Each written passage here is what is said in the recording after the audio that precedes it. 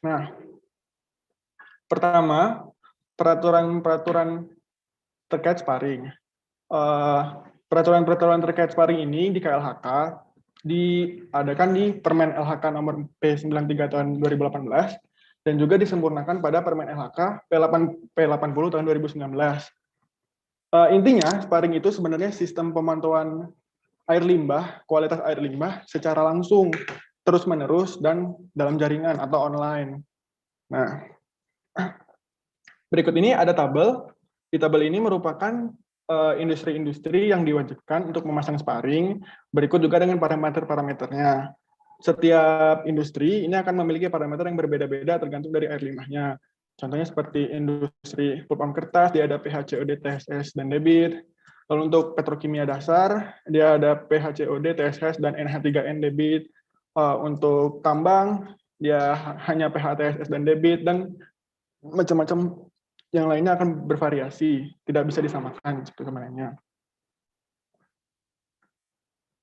Nah, berikutnya terkait prinsip sparring dari KLHK. Kurang lebih ini gambarannya di lapangan. Yang pertama, titik sparring nanti akan dipasang di titik penaatan. Titik penaatannya sendiri biasanya sudah ada sesuai regulasi dari perusahaan tersebut, regulasi pembuangan air limbah, atau apabila banyak titik penaatan, biasanya sparring dipasang di debit air limbah terbesar. Nah, dari sensor sparring ini nantinya akan terkoneksi ke data logger. Data logger ini dia akan merekod data tersebut, menyimpan data, dan kemudian nanti akan transmisikannya ke server KLHK. Yang perlu jadi catatan di sini, transmisi data itu wajib langsung dari data logger ke KLHK. Tidak boleh untuk melalui server lain dahulu. Tapi diperbolehkan apabila perusahaan memiliki server lokal atau server pribadi, diperbolehkan untuk transmisi data tersebut secara paralel ke server internal pribadi industri. Jadi gambarnya seperti ini Bapak Ibu dan teman-teman.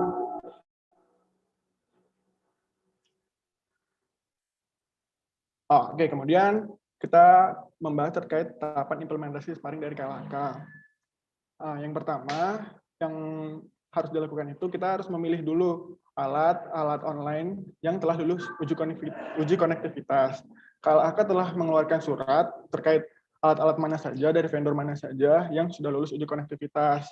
Lalu yang pasti, yang penting juga pemilihan spesifikasi alat online sesuai dengan peraturan.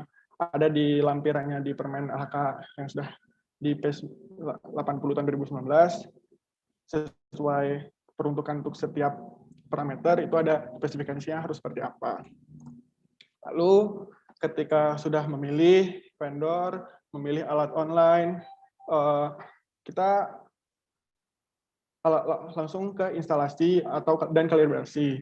Dari pemilihan penyedia alat sparring itu, kita instalasi sistem sparringnya dan mengkalibrasi alatnya. Kalibrasi alat sendiri ini bisa sebelum dari instalasi, kadang-kadang alat dari pabrik itu sudah dikalibrasi sebenarnya. Kalau alat baru sudah dikalibrasi, maka juga nggak apa-apa sebelum instalasi. Nah, nanti di instalasi kalibrasi ini ada juga validasi. Setelah validasi, nanti setelah kita validasi, kita boleh mendaftarkan sparring kita ke KLHK. Pendaftarannya online, lalu ketika mendaftar, kita mendapatkan UID. UID itu ada ID khusus untuk perusahaan, nanti datanya langsung bisa terkirim ke server KLHK.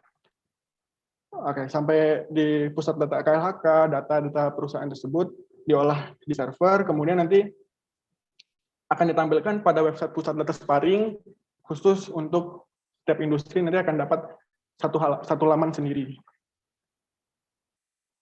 Kurang lebih seperti itu Bapak Ibu untuk tahapan implementasi. Nah, di sini kita akan bahas lebih detail terkait mekanisme pendaftaran sistem sparring tadi. Yang pertama tadi kita melaksanakan instalasi sistem sparring, lalu kalibrasi sensor atau alat, biasanya juga kalibrasi bisa sebelum instalasi atau dari pabrikan itu sudah mengkalibrasi alatnya, terutama untuk alat yang baru. Kemudian setelah kalibrasi, instalasi, kita melakukan validasi. Validasi ini dilakukan agar metode pengujian sensor telah terkonfirmasi oleh KLHK sehingga dipastikan bahwa pembacaannya itu benar. Nah, nanti apabila telah lulus validasi, maka kita boleh membuka laman pendaftaran online Sparring KLHK untuk meregistrasikannya skala online. Dan apabila ternyata belum lulus validasi, masih ada yang harus diperbaiki dari performa sensor, maka kita boleh melakukan validasi ulang sampai akhirnya nanti bisa lulus dan mendaftarkan ke KLHK. Nah, untuk laman pendaftaran online di KLHK sendiri itu ada di sparring.ppkl.menlhk.go.id.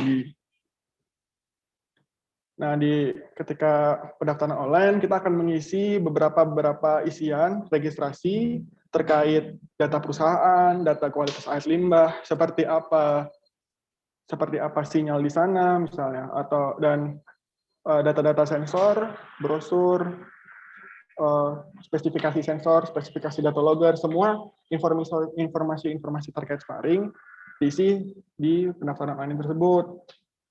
Nanti ketika sudah lengkap semuanya, termasuk juga dengan surat lulus validasi, nanti butuh waktu beberapa hari, berdasarkan pengalaman butuh waktu beberapa hari, dan kadang-kadang juga nanti ada balasan feedback dari KLHK, apakah ada yang kurang atau yang belum sesuai, ada yang belum dilengkapi, balasan seperti itu. Nanti ketika misalnya ada yang perlu diganti surat-suratnya, terus kita langsung memperbaiki itu di laman yang tadi, laman ketika registrasi, sampai semuanya sudah oke, nanti baru KLHK akan mengeluarkan UID untuk perusahaan tersebut. Ketika sudah mendapatkan UID, barulah kita bisa mengirim data ke KLHK, dan sistem sparring akan berjalan terus ke KLHK. Kurang lebih seperti itu, Bapak Ibu.